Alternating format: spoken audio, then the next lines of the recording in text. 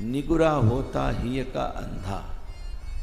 अब बहुत अंधा, निगुरे नहीं रहना चतुर सुजान। अर्थात गुरुमंत्र प्राप्त कर लेना चाहिए। जिसको इस कलिकाल में गुरु की प्राप्ति ना हो तो उसे महादेव को गुरु मान लेना चाहिए। क्योंकि पार्वती जी ने कहा है तुम त्रिभुवन गुरु वेद बखाना। तो जब तक शरीर वाले गुरु की प्राप्ति न हो या आपको बोध न हो, क्योंकि गुरु बनाओ जान के और पानी पियो छान के, ये पुराने लोग कहते हैं।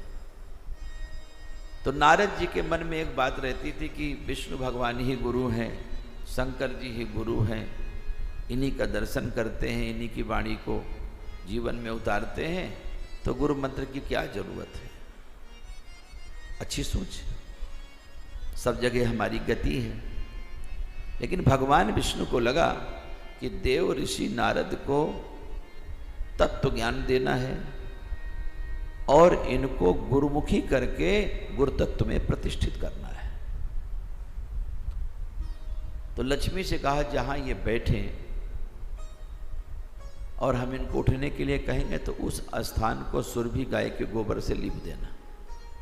नारद जी को उठाते, उठो नारद जी, यहां बैठ जाओ, पीछे से माता लीपती, फिर उठो, फिर लीपे।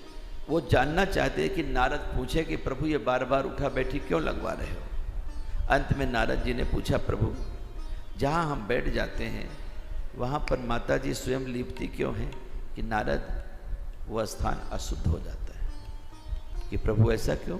कहा अभी तुमने गुरु मंत्र नहीं लिया है। कि प्रभु आप ही गुरु मंत्र दे दो। गुरुर् ब्रह्मा गुरुर् विष्णु गुरुर्देवो महेश्वरा। तो क्यों ना आप ही से ले लिया जाए, हम आपके भक्त भी हैं, तो आप ही गुरु मंत्र दे दो। तो भगवान विष्णु ने कहा ये व्यवस्था मृत्यु लोक में है। गुरु मंत्र की व्यवस्था केवल मृत्यु लोक में है, गुरु परंपरा केवल मृत्यु लोक में है। यहीं पर हम गुरु मंत्र की प्राप्ति कर सकते हैं, ये परंपरा है।